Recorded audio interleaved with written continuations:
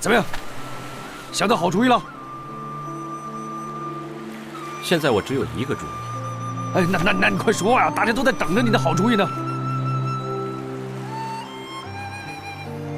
等。你别说等就是你的主意吧？我只有这个主意啊。不错，等吧。等死吗？哎呀，就算等死，也不能站在这里等死啊！哎，好了，这1、2、3、4、5、6个棺材，我们全部一起睡上去。哎呀，这大活人很少有机会能够躺在棺材里面体会一下死人的感受啊！金姑娘，暴风雨就要来了，我去给你找一些遮雨的东西来。去哪儿？去树林啊。哎呀，暴风雨将至，还是听香帅的，耐心在此等待，说不定会有好的转机呢。哎呀，你就别管我了。你们听，好像有声音，像琴声。这里除了风声就是海浪声，哪来的琴声啊？该动身了。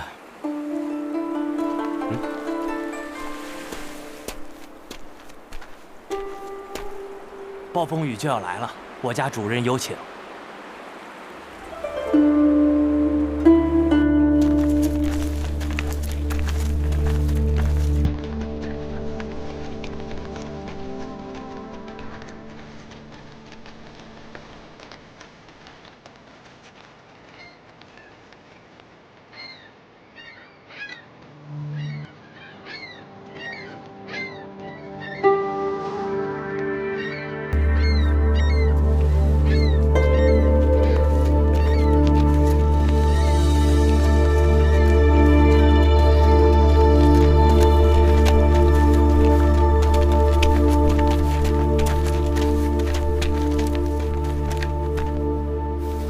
贵客远来，未能远迎，恕罪，恕罪。劫难余生，承蒙搭救，能有一地容身，在下望外之喜。阁下若再如此多礼，在下等就更不知该如何是好了。不敢，不敢。在下只不过早诸位一步来到此地，鸠占鹊巢罢了。能为诸君子略效绵薄，已属天幸。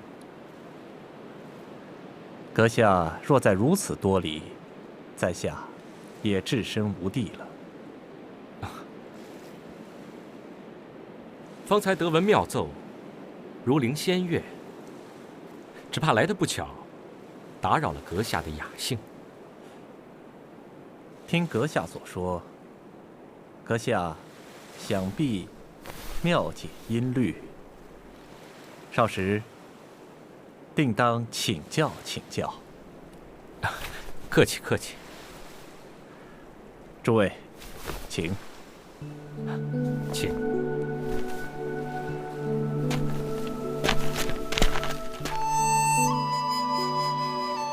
妙极妙极。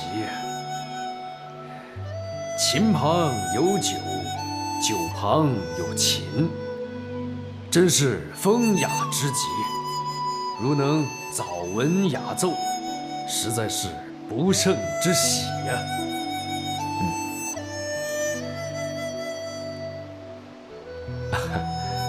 必友不但妙解音律，而且品酒亦是名家。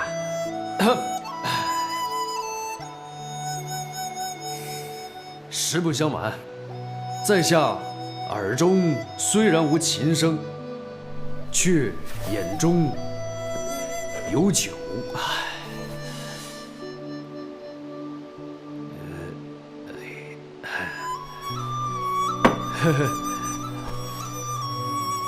闻弦歌，岂能不知雅意？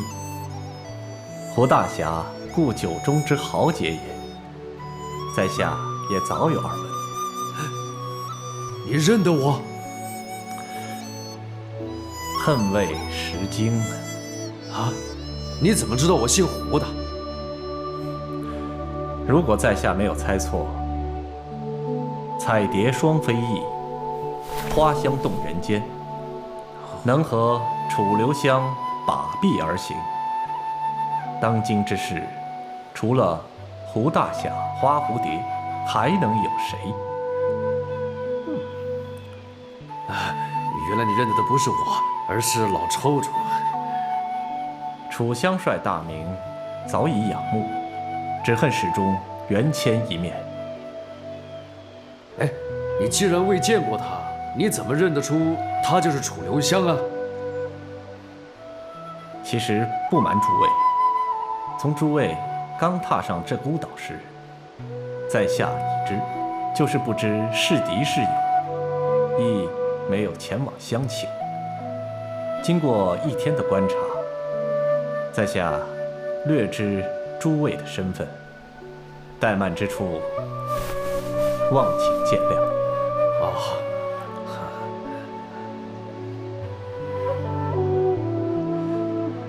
方才6位进村时，在下却只能听到5人之足音，足以见得6人之中只有1人轻功极高，当世已无人能及。香帅轻功妙绝天下，亦是不争之世人。哼，但你又确定肯定是他？他就是楚香帅？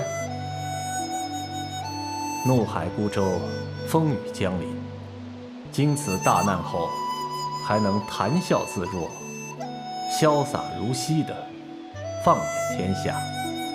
当今之事，除了楚香帅、楚留香，还有几人能有如此之气度？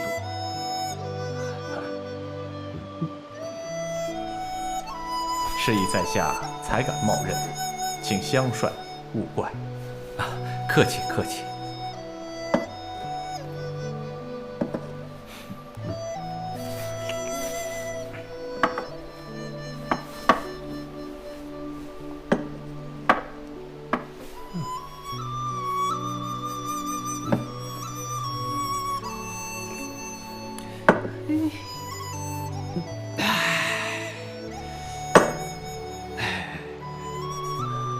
原来各位都是名人，大驾光临，当真是蓬荜生辉。哎呀，像你这种人啊，要是无名之辈，那我第一个不信。哼！在下正要请问，主人尊姓啊？毕姓袁，草字随云。原来如此的缘。哎，这个姓很少啊。那仙乡何处啊？关中人。关中袁氏，声望本隆，无争山庄更是渊源有字，可称武林第一世家。却不知袁东原袁老庄主和阁下怎样称呼啊？正是家父。哦。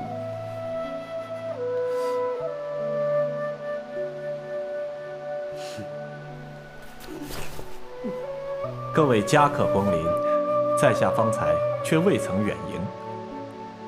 不过诸位现在想必已能恕在下失礼之罪了。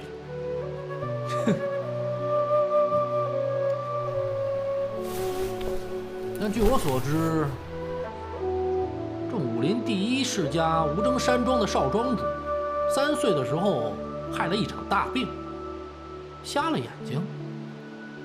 他不像啊。哎，袁公子，刚才你判断事情，难道都是用耳朵来听的？正是。啊，袁公子，虽然目力不便，但是却比我们这些看得见的人要强得多。在下本爵9成名捕，应万里，耳力之聪，可以说是无人能及。想不到今天见公子才知道，人外有人，天外有天呐！啊，不敢不敢。阁下难道认得英老前辈？哈哈，也不过就是见过几面而已。英老前辈，白衣神耳，前无古人，后无来者，在下早已想请示教义。他日若有机缘，还得烦请阁下引荐引荐。日后若有机缘，在下定当效劳。其实有一事，在下却想不通。张三兄故乃水上之雄，据说湘水也久已浮宅海上。以两位之能，为什么还会遇此海呢？哎，船要沉的话，他们两个也没办法。也是。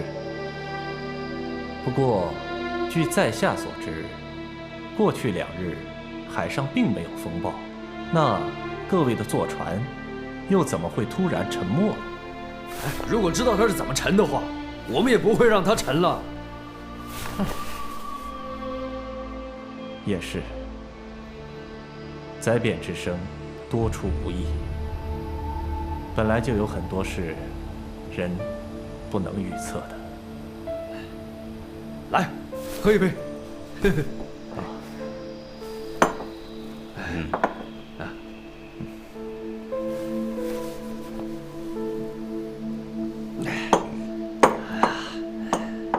公子久居关中，怎会远来海上？对别人说，在下是动了游兴，想来此一览海天之壮阔。不过，在诸位面前，在下又岂能以谎言相欺？袁公子是位诚实君子，这个大家都知道啊，是吧？不敢不敢，只不过明人面前不说暗话。在下此行之目的，恐怕也和诸位都一样。公子是知道在下等人要到哪里去吗？最近海上冠盖云集，群雄毕至，所去之处，想必是同一个地方。去哪里？彼此心照不宣，阁下又何必定要在下直言？哎，是不是那号称海上销金窟的蝙蝠岛？啊，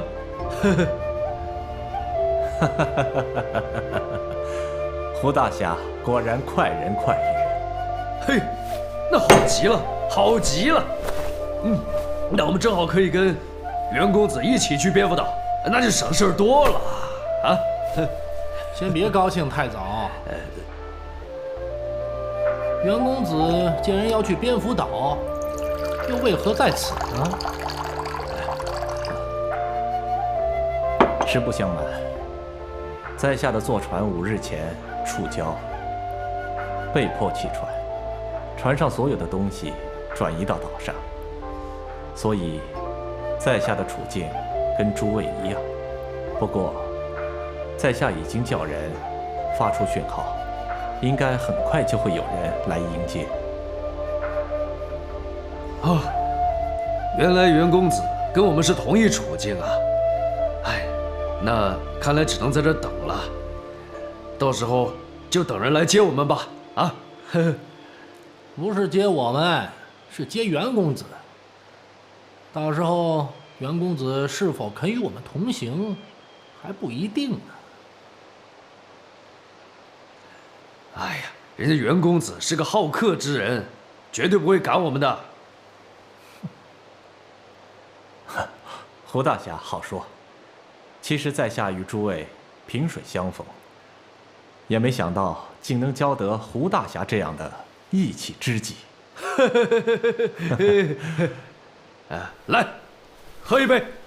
来，大家请。来，干！来，哎，来，喝。干。好酒。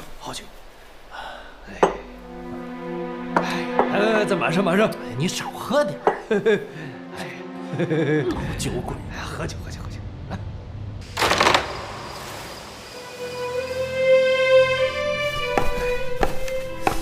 世家子就是世家子，果然与众不同啊！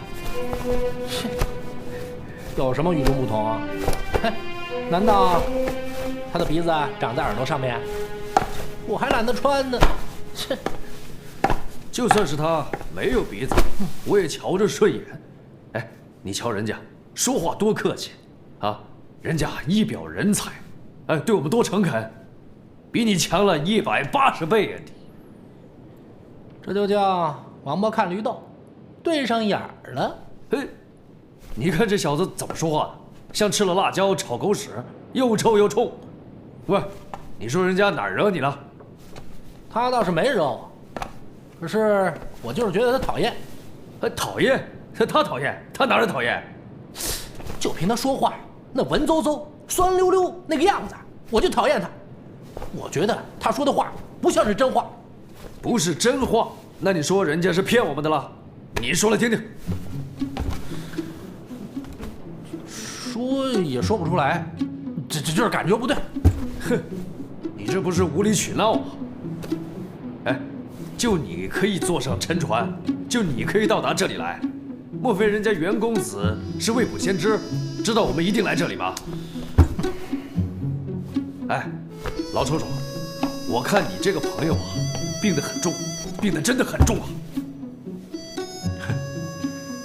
其实袁公子的确有很多非人能及之处，若不是稍有缺陷，想必江湖中只怕没有人能和他争一日之长短。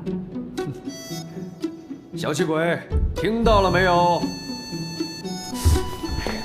我又没说他人不好，只不过他热心过了度，老实也过了度。哎，热心和老实还有过度的吗？热心和老实一过度，我就觉得他讲的都是假的。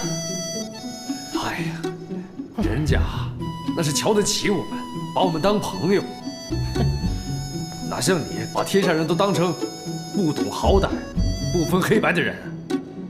我最起码不像你啊，嘿，刚一见面，吃人家几杯酒，听了人家几句奉承，嘿，你就恨不得把自己的心肝脾肺肾都掏给人家。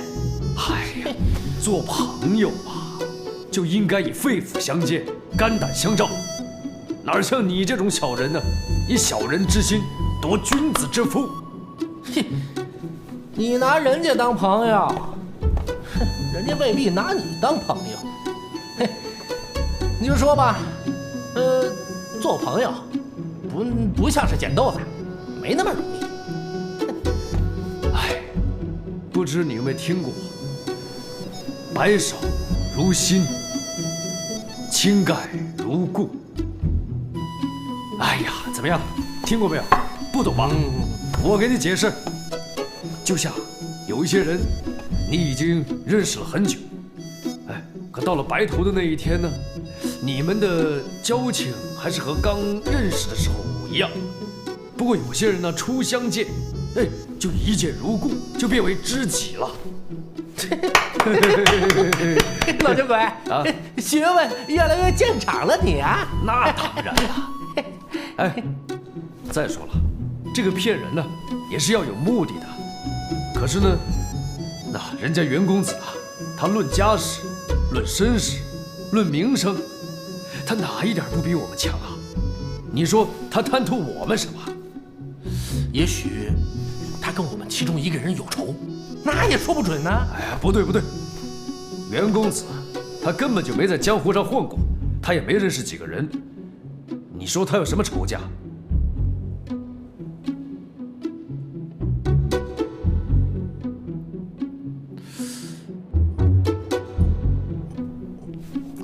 抠，抠什么抠？把鼻子抠烂了！我告诉你，你这个道理是说不通的。啊，老手主，你说是不是？对，没错。不过张三说的也没有错。我们大劫余生之后，一口气暂时还没有缓过来，谨慎一点儿还是好的。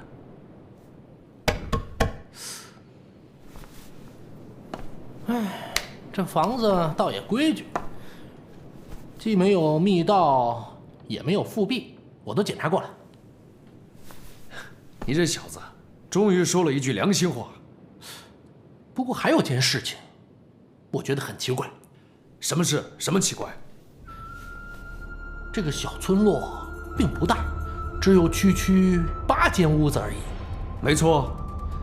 现在金姑娘住了1间，殷老头和白小子住了1间，剩下1间我们3个人住。你看你，又开始疑神疑鬼了吧？不是疑神疑鬼。袁随云既然把我们留在这里，为什么不让我们住得舒服一点呢？要我们3个人挤在一个屋子里住，什么意思啊？那是因为他出于好心，知道我们3兄弟啊感情好，就让我们住在一块儿吧。可是没什么可是了，这就证明了他没有恶意啊。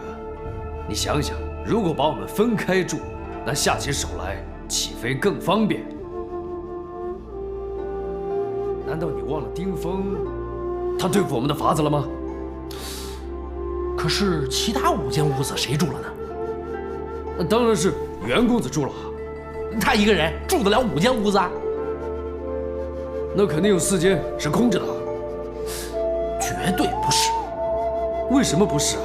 哎，我们没来之前，这3个房间不也是空着的吗？哼。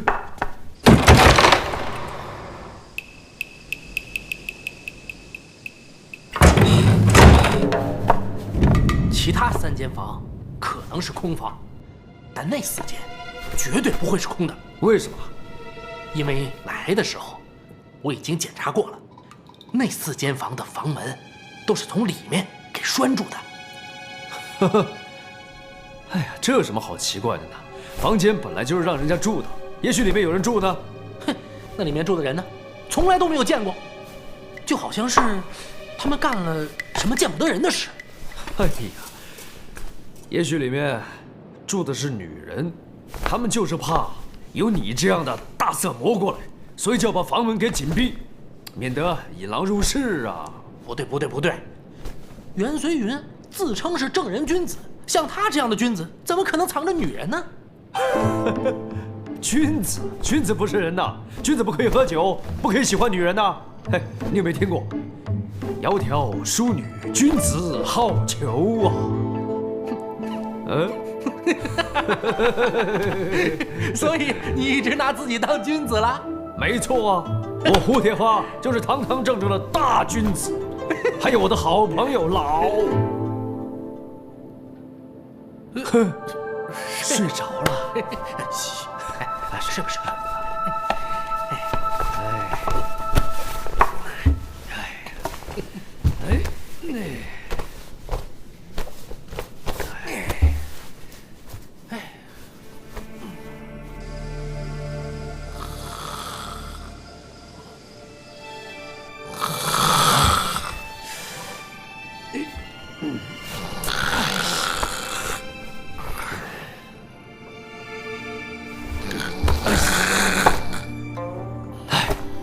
他奶奶的，这打呼声比猪叫还响，怎么睡呀？哎，要有人这个时候陪我喝2杯就好了。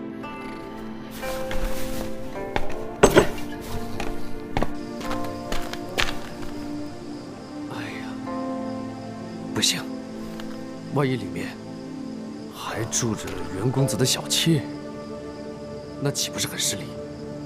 哎呀！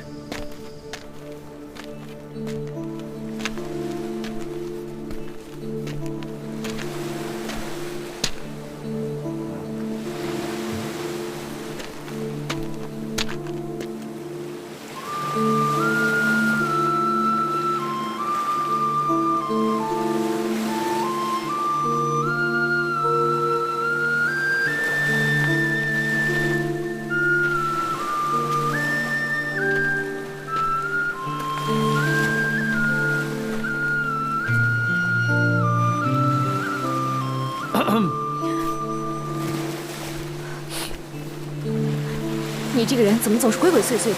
三更半夜不睡觉，到处乱跑干什么？你不也三更半夜的没睡觉，又为的什么？我的事你管不着，走开些。你怎么还站在这里？我跟你一样，也是睡不着，想找个人聊聊。我跟你没什么好聊的。就算是没什么好聊的，那喝杯酒总可以吧？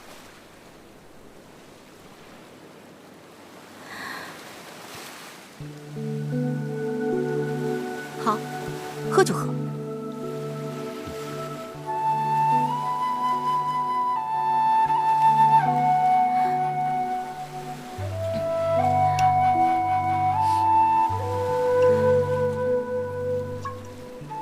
今天的事，不准你对别人说。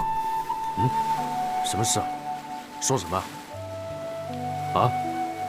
我有个很好的家，有很多兄妹，生活一直过得很安逸，别人也都认为我很快乐，是吗？啊，我要别人永远认为我很快乐，你明白吗？我明白。刚才你是在看着天，欣赏星星，并没有流泪。你能明白就好。哎，其实我也希望人家觉得我快乐，但快乐到底是什么呢？你也不快乐。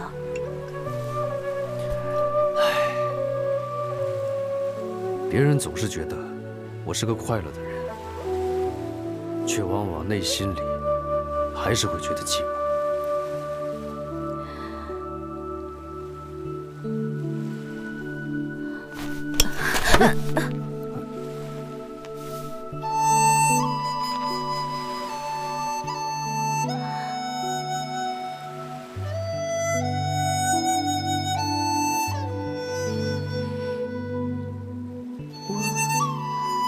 我一直都认为你很讨厌我。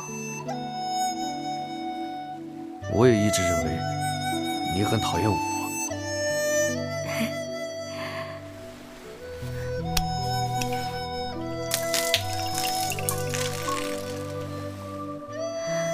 我把酒倒了，你心不心疼？怎么会？你以为我真的是酒鬼啊？我知道，其实一个人若是真的很快乐，谁愿意做酒鬼呢？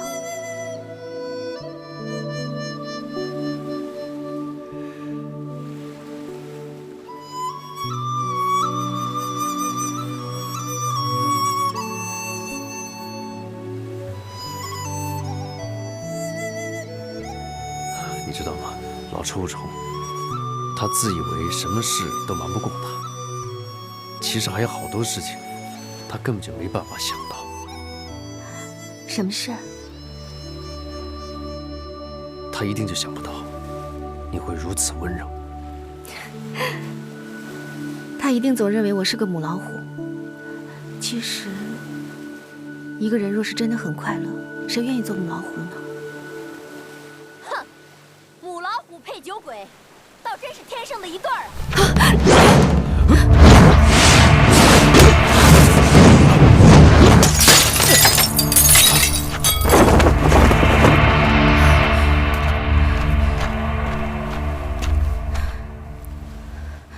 你看到那个人了是不是？啊，他是谁？好像，你一定认得他的，是不是？不，我没看清楚。他的声音倒不难听，只可惜，那不是女人该说的话。啊，是吗？有些人真是厉害啊，无论走到哪儿都能遇见老朋友。这种人，若还要说自己寂寞，鬼才相信。唉，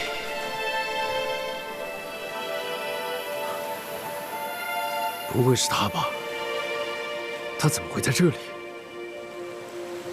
唉。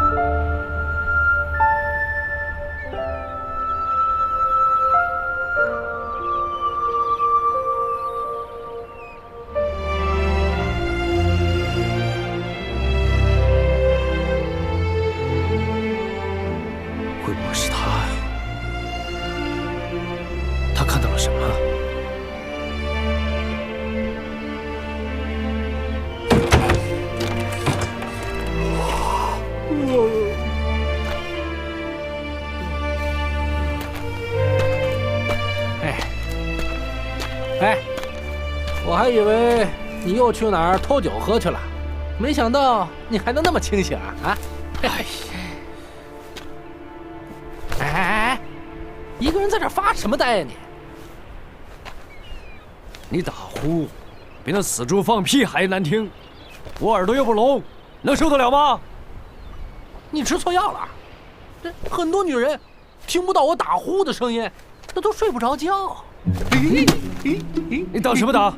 你挡着你的脸跟挡着你的屁股有什么区别？谁打你？你倒是能用木桶挡住你的脸呐！啊，因为你的脸呀，比屁股还难看。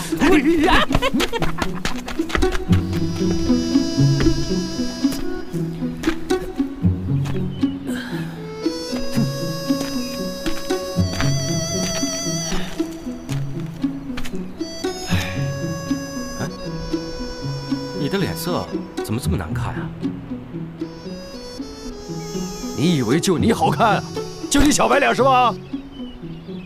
哎，看来又刚好赶上当你的出气筒了。又是哪一位惹得我们胡大爷如此生气呢？难道是张三？我才犯不着跟那个疯狗生气呢，反正他就是乱咬。莫非昨天晚上发生了什么事？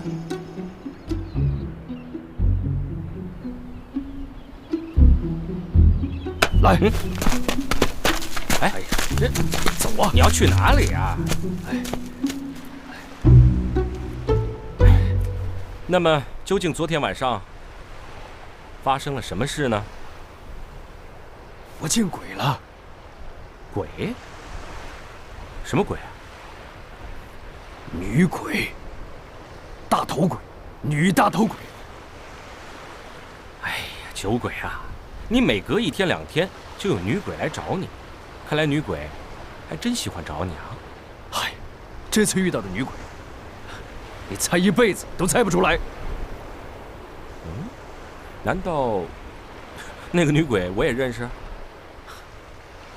何止认识，还是老朋友呢。我也认识。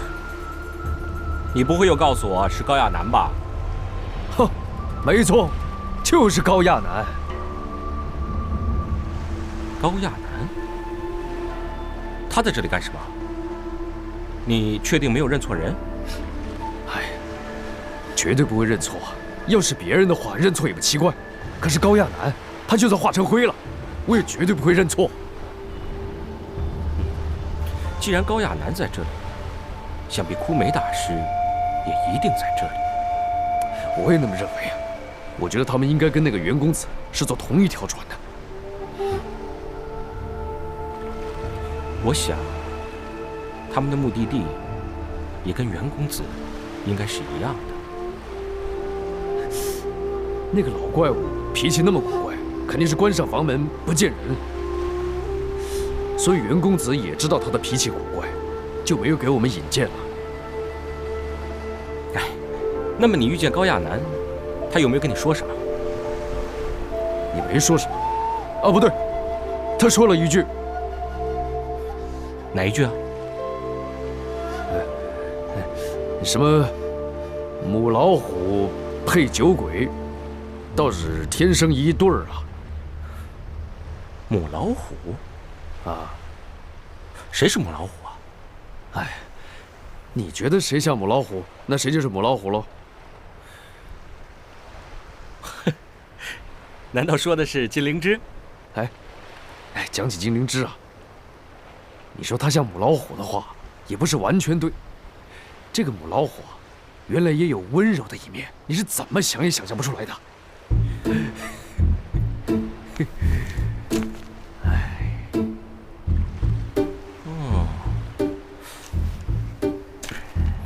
酒鬼，难道昨天晚上你跟金灵芝做了什么事情？什么也没做，什么都还没做，就被那个高亚楠撞见了。哎呀，看来你本事还真不小啊！怎么，我就知道你肯定吃醋了吧？吃吃醋的人绝对不会是我，一定是别人。你这话的意思是高亚楠？当然是高亚楠了。他那句母老虎的醋意，难道你没闻出来吗？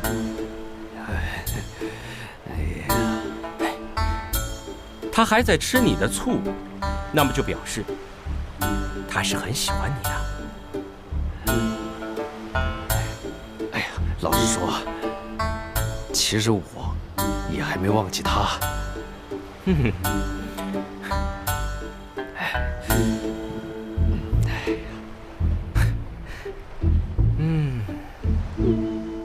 他也是个母老虎，和你刚好也是天生一对儿啊。只不过，一个男人如果遇上2只母老虎的话，他全身上下的骨头能够剩下几根，运气已经很不错了。哎呀，没事，我肉多。哎，你这小子，我过来找你商量，你反倒取笑我。哼，说实在的，我的确很想看看你这场戏怎么收场。哎，我也不知道啊。我现在知道的就是，我必须找到高亚楠，跟他再见一次。你找他干什么？找他解释解释啊。哎，你要怎么解释啊？啊，像这样的事情，你越解释就越描越黑，他就会越生气。哎呀，哎呀，哎，这没错没错。哎呀，这女人呐，就是不喜欢听真话。可是我这个骗女人的本事啊，又不如你。我看这样吧，你去帮我解释解释。嚯，这一次我说什么都不会替你顶缸了啊！何况现在那枯梅大师一定不想透露他自己的身份。我若是去了，岂不是犯了他的大忌吗？你知道，这个老女人，我可是惹不起的。哎，那我该怎么办呢？那我问你好了，现在有2个女人，那么你是喜欢这位金姑娘呢，还是喜欢那位高姑娘呢？其实我2个，哎呀，我不知道啊。你既然不知道，那我就没有法子了。哎，你可不能不管啊！酒鬼，我该怎么管呢？我又不是你老子，难道要我帮你选老婆不成？可是他们2个到底会怎么对我呢？你放心，他们2个人又不是真的母老虎，绝对不会把你吃了。可是我怕他们2个都不会再理我了。他们现在当然不会理你，但是酒鬼，你现在只要沉得住气，先不理他们，他们迟早都会来找你的。这就是女人，女人脾气就是这样子。你只要摸得透女人的脾气，无论多凶的女人，你都有办法对付她。哎，你放心吧。还是你有经验。哎，去喝酒，喝酒。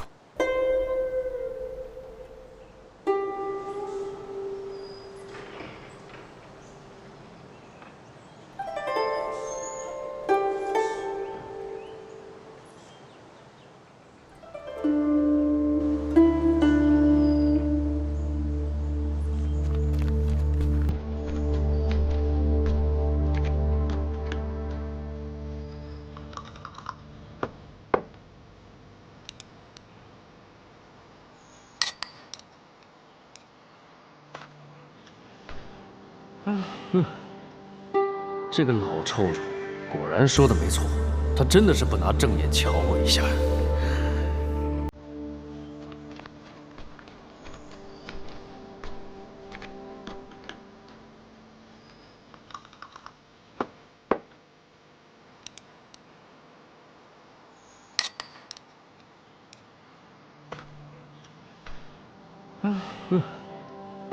这个老臭虫果然说的没错，他真的是不拿正眼瞧我一下。今天这田螺不错，要不要我夹个给你尝尝？哦，当然要了。哎，谢谢金姑娘。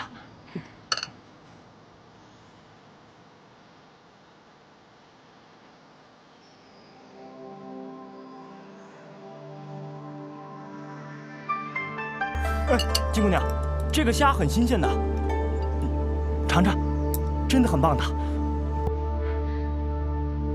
你要想给别人夹菜，至少也得选双你没用过的筷子。你不嫌自己脏，别人还嫌你脏呢。这规矩你难道不懂吗？不是，金姑娘，哎，金姑娘，我不是这个意思啊。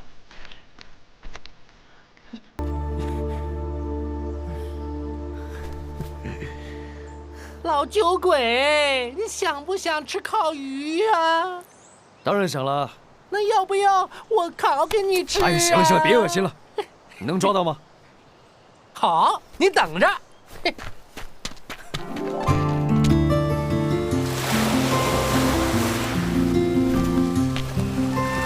哇！喂，海怪，这鱼怎么成群结队的让你抓？他们是不是疯了？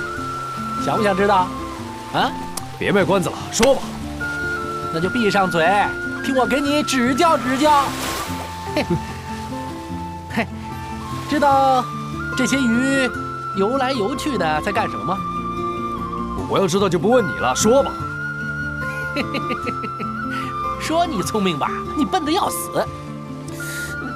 他们在搬家呀。搬家？搬到哪儿去啊？这鱼跟人一样，也会怕冷，所以等到每年秋深冬至的时候，都会顺着暖流游，知道吗？哎，你看看这些鱼啊，已经游了几千里的路，所以啊，肉质非常的结实鲜美。你闻闻，是不是？所以海上的渔民往往只有等到年终的时候，才有次好的收获。你这个海怪，对鱼还真懂得不少啊，只可惜对人事还是不通。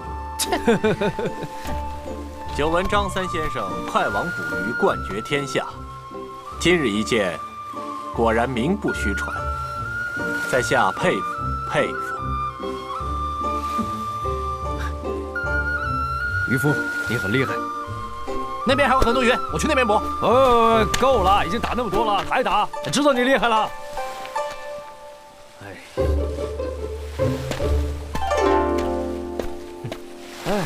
真是奇怪啊！每次张三一打鱼，他就突然间变得很可爱了。酒鬼啊，其实海怪跟王琼有点相似。王琼，谁呀？是多年前江湖上一个很有名的剑客，只是江湖中知道他的人并不多。为什么？他跟张三儿有什么关系？他这个人又脏又懒又穷，而且还是个残废，所以他不太愿意见人。如果不到万不得已的时候，他是不会拔剑的。哎，那他拔了剑又如何？他的剑只要一拔，他整个人就开始变了，变成另外一个人，变得虎虎生威，生气勃勃。那时候再也没有人觉得他脏，也没有人觉得他是个残废了。哦，我知道了，因为他的整个生命就是为了剑而活，他把自己的精力全部寄托在剑里面，剑就是他的生命。酒鬼，你这个解释虽然不太好，不过意思已经很接近了。啊！快来人帮忙！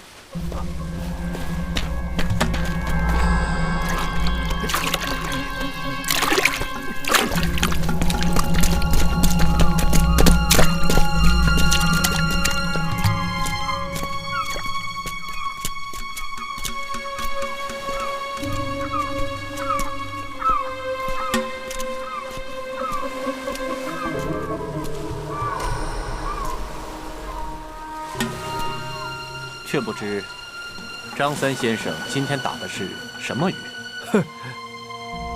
你看不到也知道他打鱼了，这个叫人鱼。人鱼？难道这世上真有人鱼？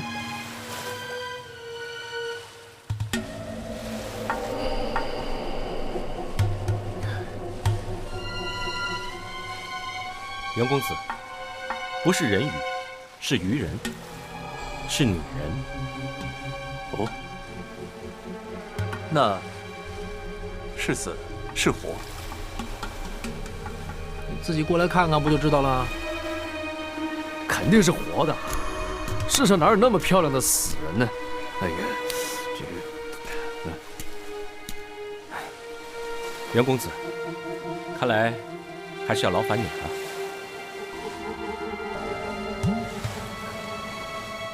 在下目中无色，江帅却是心中无色。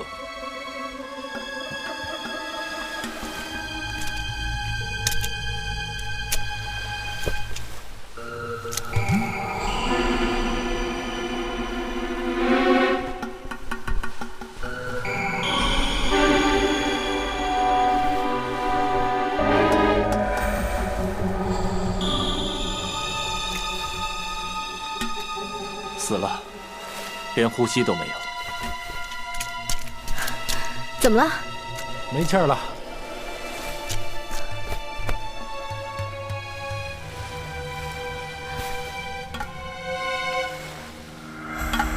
金姑娘，如何？的确也没有呼吸，但是还有微弱的心跳。那还有的救吗？还有心跳，当然还有救了。你知道他们是受了伤还是得了病？你救得了吗？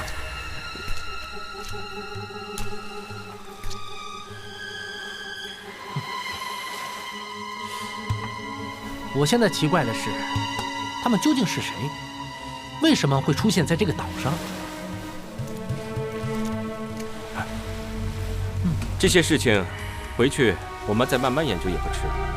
现在我看还是救人要紧啊。却不知香帅是否已经看出他们的呼吸是为何停止的？这呼吸已经停止，心跳却还在动。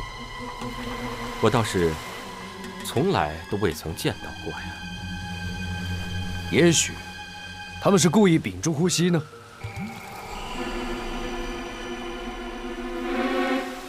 他们似乎并没有这个必要，而且这4位姑娘的内功根本没有那么深厚，绝对也没有这个能力把自己的呼吸停顿那么久。如果查不出病因来，还怎么救人啊？也许在当今世上，唯一能救他们的只有一个人。人在哪里？幸好就在此地。是谁呀？兰太夫人。哦，想必这位兰太夫人就是枯梅大师。那兰太夫人又是什么人？江总万世，医道惊绝天下，大家想必也曾听说过。但这医中之神兰老前辈，多年前已经仙逝了，而且并没有听说他有什么传人呢。兰氏医道一向传习不传女，这位兰太夫人也正好是当今兰氏医道唯一的传人。只不过不知他老人家愿不愿意出手相救。哎，这样吧，我们一起过去求他，想必他老人家也不好意思拒绝吧。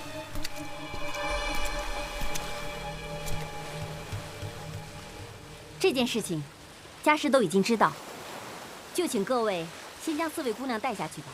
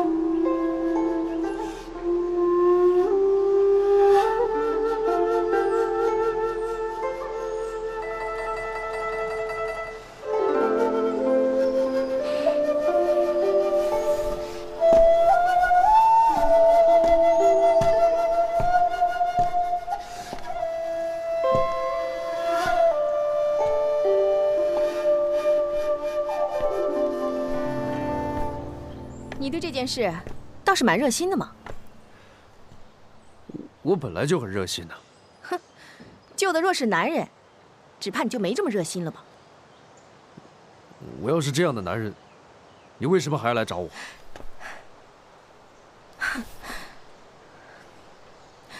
今天晚上老时候老地方。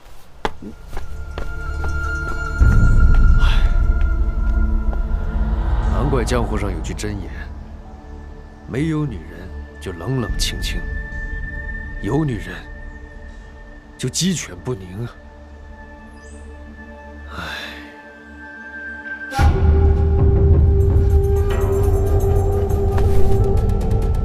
所有男人都出去！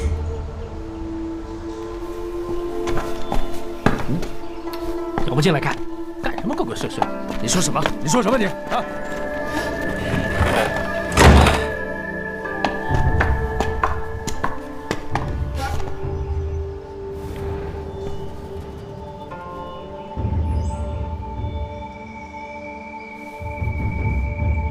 你们两位，给我回避一下。是。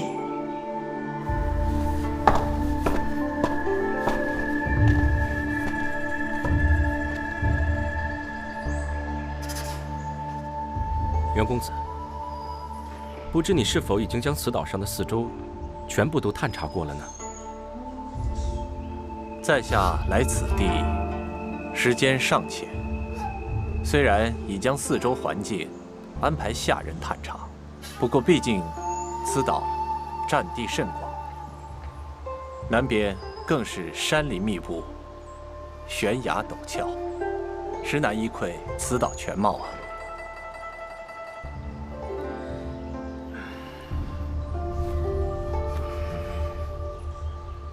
照袁公子你所说，也就是说此岛或许还有别的出路。有此可能，不过毕竟此岛地势严峻，错综复杂，若无准备，在下也不会贸然探查。袁公子所言极是。依袁公子所见，可否知道这四位姑娘是从何而来呢？这四位姑娘是如何来到此岛，在下也正百思不得其解。那很简单，我准备，找个时间，把全岛整个探查一遍。既然岛上没有人，那他们从哪里来的？古老相传，海上本多神秘之事，有许多也正是人所无法解释的。如此看来，我们要把这个岛好好的查一下，搞不好，到时候我们又要遇到鬼，而且还是女鬼。即便是女鬼，那也是冲着你来的。放你的狗屁！嗨，那不是冲着你，好像是刚才那个女子的声音。正是。快开门！师傅，是亚楠。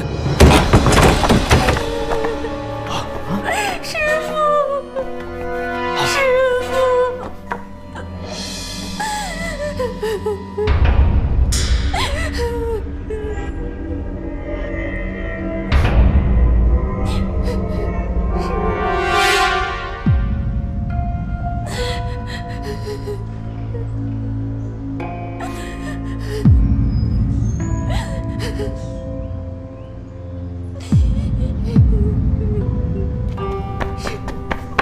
怎么了？什么事？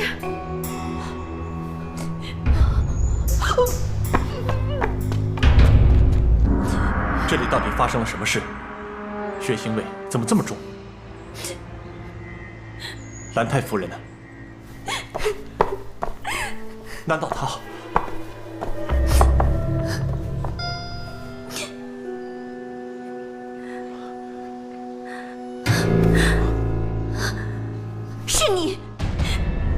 是你害了他老人家，一定是你！我？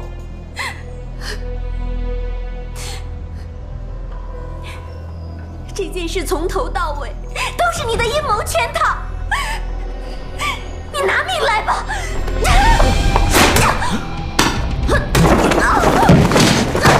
好，燕南，你，哎，胡兄弟不必着急，这位姑娘只不过是急痛攻心，所语晕厥，在下根本没有损伤她毫发。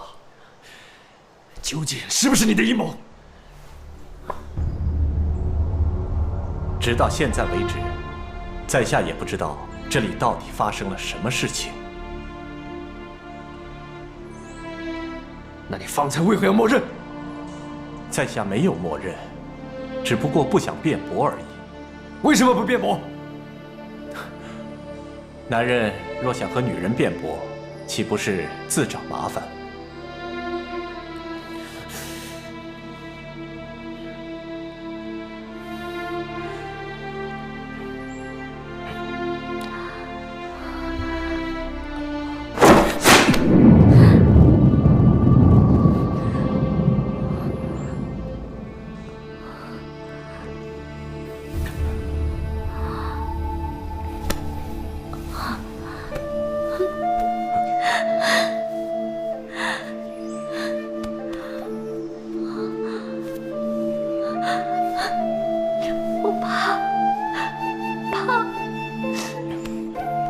别怕，可怕的事情都已经过去了。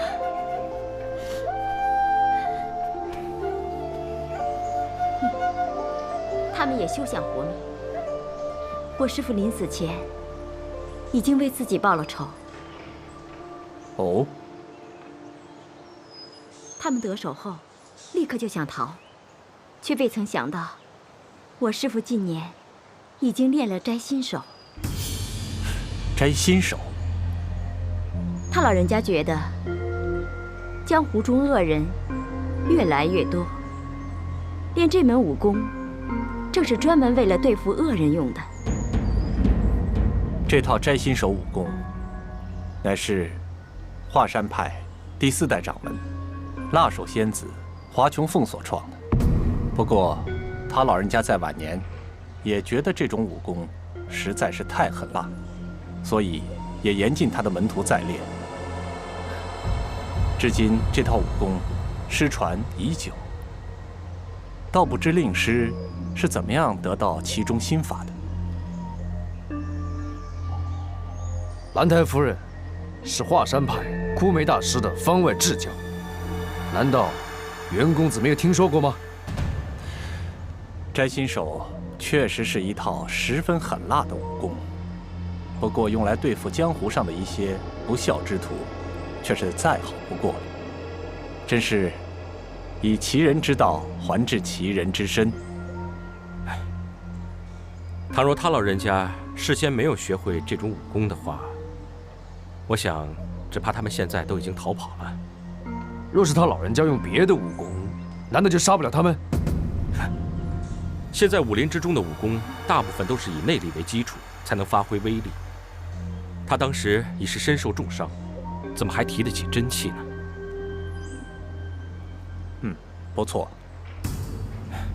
但是摘心手是一门很特别的外门功夫，只要拿捏得好，用巧力，是可以发挥出很大威力的。我想他老人家一定是凭着最后一口气，使出摘心手，才将他们一举而毙。楚香帅果然渊博。纵然如此，他们还是跑不掉的。我们不是死人，不能眼巴巴看着他们逃走啊！话虽不错，她们是女人，又是衣冠不整，哎，要是冲出来的话，谁又肯上前把他们给拦住呢？我从海上把他们捞上来的时候，他们身上又滑又腻，纵然要拉，也未必能拉得住。不用拉，拦住他们就可以了。可是他们如果突然间冲出来，我们还不知道是怎么回事，怎么可能种下杀手？况且这间屋子门不只有一扇。海怪说的对，由此可见，他们一定是有个很周密的计划，才会来此行动的。他们故意衣衫不整，想必也是他们计划的其中之一。他们怎么会知道兰太夫人在这个孤岛上？又怎么会知道兰太夫人会出手为他们医治呢？我想这些问题，只有他们自己才能够解释。哎，只可惜兰太夫人没有留下他们的活口啊。哎，敢问姑娘，令师临终前，可曾留下什么遗言呢？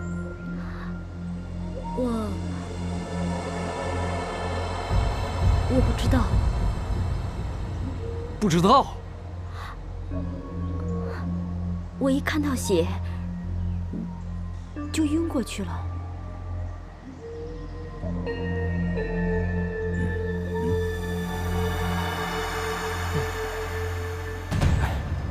我想兰太夫人也不会说什么的，因为她根本没想到这些人会来袭击她，所以才会惨遭毒手的。兰太夫人已经没有在江湖上走动数十年了，所以根本不可能跟任何人结下冤仇。这些人为什么要这样处心积虑地去暗算她？为的是什么呢？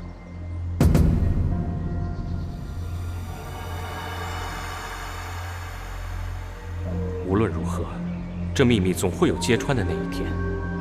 现在，我只希望这些可怕的事，以后永远莫要再发生了。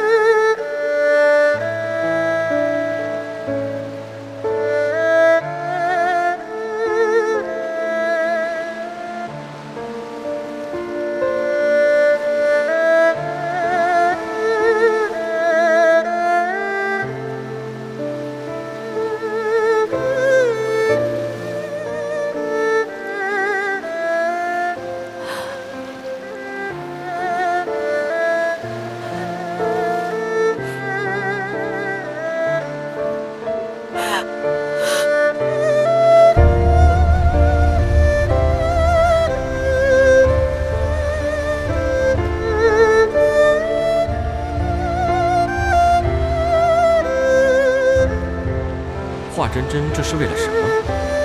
枯梅大师临死前是否跟他说了些秘密，他却不愿意告诉别人，也不敢告诉别人。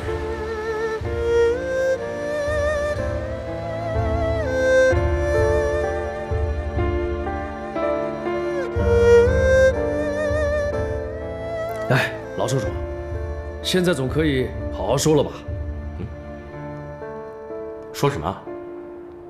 哎，你说枯梅大师为什么会就这样死了？你难道没有话说？是啊，你看了这么半天，有没有看出点什么头绪来？我知道的事情，想必你们应该也很清楚吧？哎，不，我们想听听你怎么说。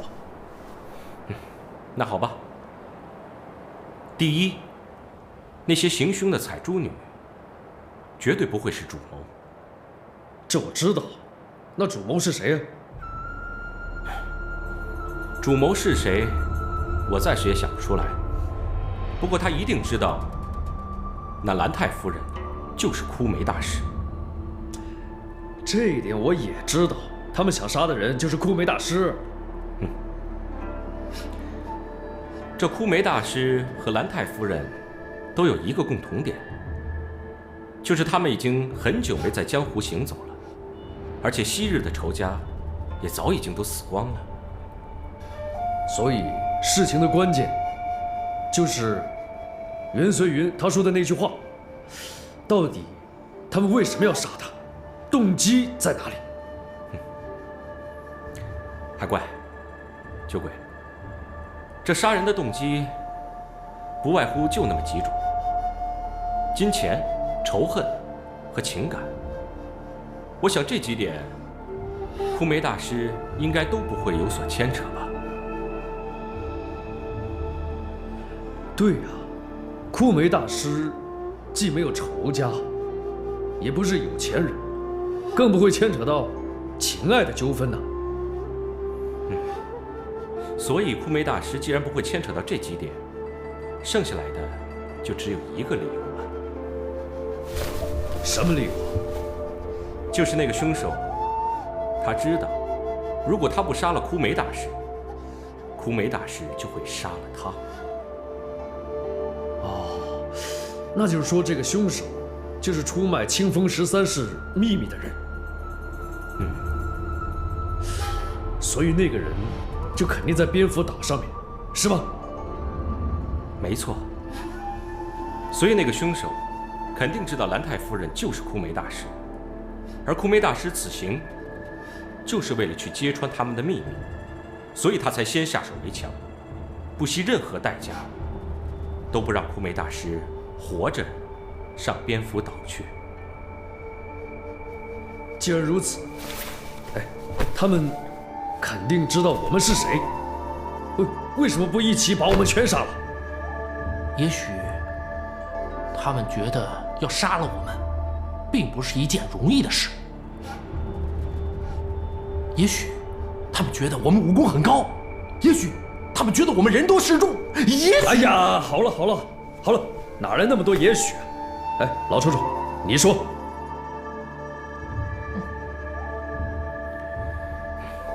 也许他们有了全盘的计划，可以轻易地将我们给杀死，所以他们并不着急。也许，他等我们到了蝙蝠岛上面，才把我们全部给杀掉。这也很有可能啊，因为那个岛本就是他们的地盘，天时地利人和，无论哪个方面，他们都占尽了优势，而我们连蝙蝠岛是个什么样的地方都还不知道。想要知道蝙蝠岛是一个什么样的地方，只有去问一个人。谁呀？你呀！你是不是在做梦啊？我连做梦的时候也没见过那蝙蝠岛到底长得什么样啊！你虽然没去过蝙蝠岛，但是金姑娘去过呀。你现在若是去问她，她肯定会告诉你的。对了，我差点忘了，还好你提醒我，我还有一个约会。你们慢慢聊，我先走了。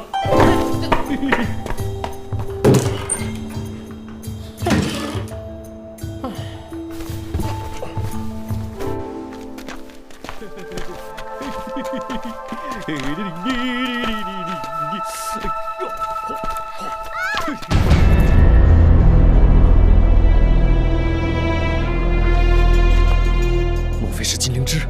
难道也和向天飞一样，被人先杀了，然后抛进海里？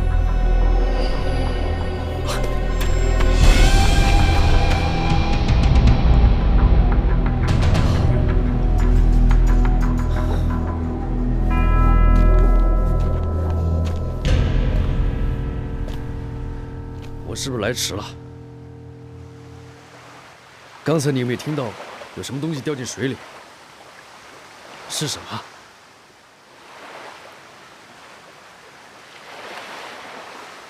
你不是说有话要跟我说吗？你怎么不说话？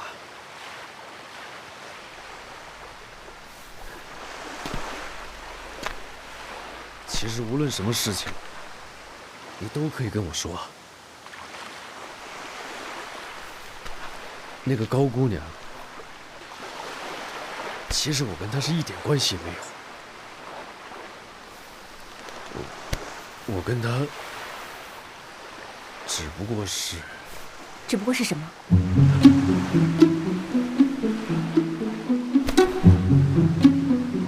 朋友？难道不是朋友吗？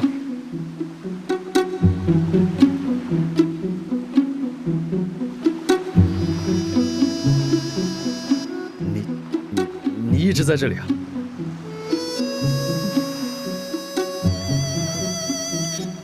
这里没出什么事吗？没有。没有别人来过吗？你若是约了别人到这儿来，那我告诉你，他根本就没有来。可是我刚才好像听到点什么声音啊！什么声音？我听着好像有什么掉到水里的声音，还有人在尖叫。那可能是你在做梦吧。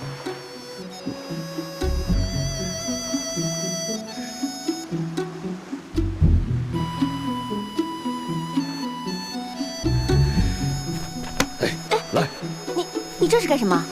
来，跟我走。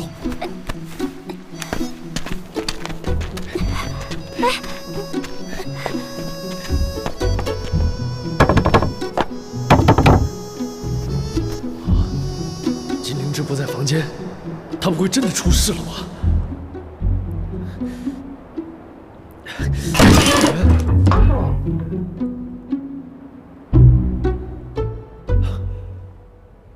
你怎么不开门呢？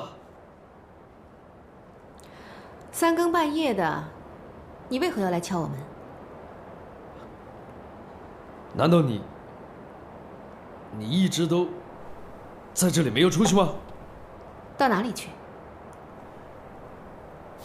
你约了我的，你忘了？我约过你吗？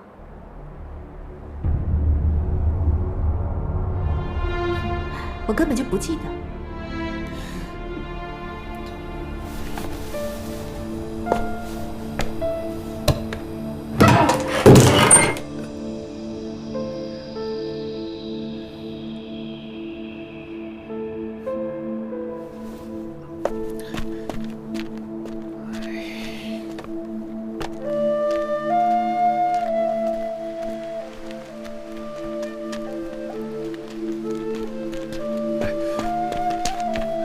亚楠，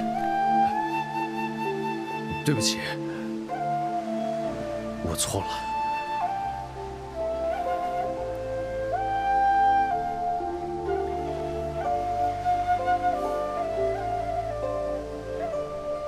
这反正是你的老脾气，我已经习惯了。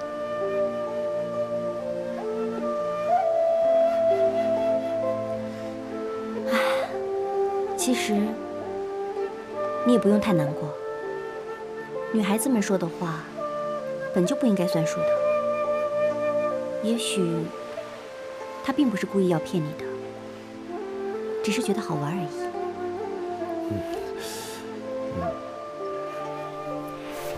这样吧，你若还是觉得不开心呢，我可以陪你去喝2杯。哎，那好啊，我去找2坛酒去，你等我啊。老胡，啊，怎么了？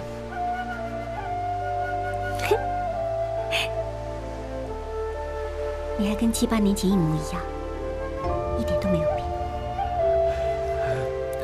其实你也一点没变。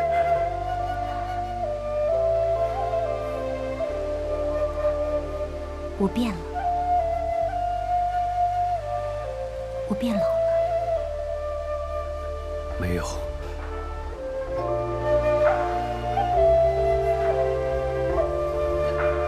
亚楠，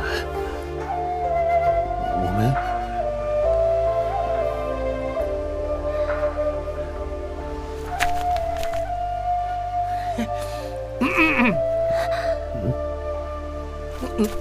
哎，你没事吧？哎呀，嘿嘿，老酒鬼啊！哎，你说，这大半夜的，是哪个不长眼睛的出来鬼混，害得大家都睡不着觉？敢偷袭金姑娘。不对，是偷袭了金姑娘的门，那才对。所以呢，我特地跑回来看看你到底有没有事啊？啊？莫非这小子一直在旁边偷看？哎，老酒鬼，你说说这个岛会不会有什么古怪？像你所说的，有什么鬼呀、怪呀的出现？像那种花精啊，蝴蝶怪啊，要不然深更半夜的，谁会跑去拆一个大姑娘家的门呢？你说是不是啊？哟，生气了？嘿，我只是路过，什么也没看见，什么也没听见。我走了。对了，你要是想喝酒的话，到海滩去找我啊。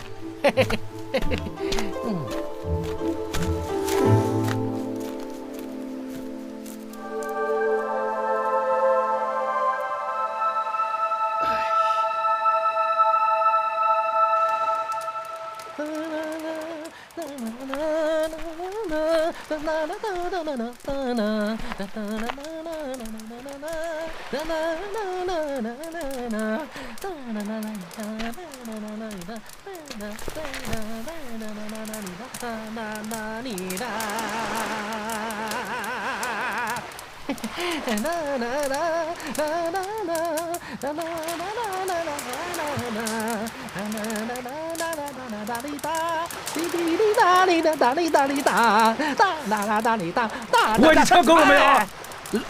我就是觉得这火不够旺，我就抱捆柴火过来啊。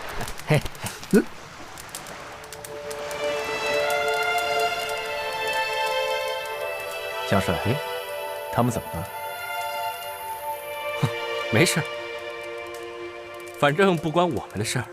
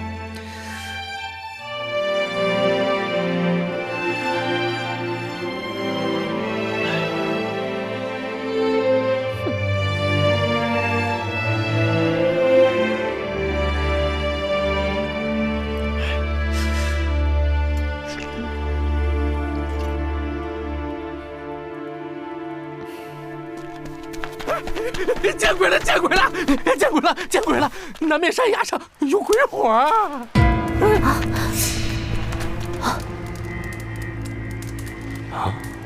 鬼火？这世上难道真有此物？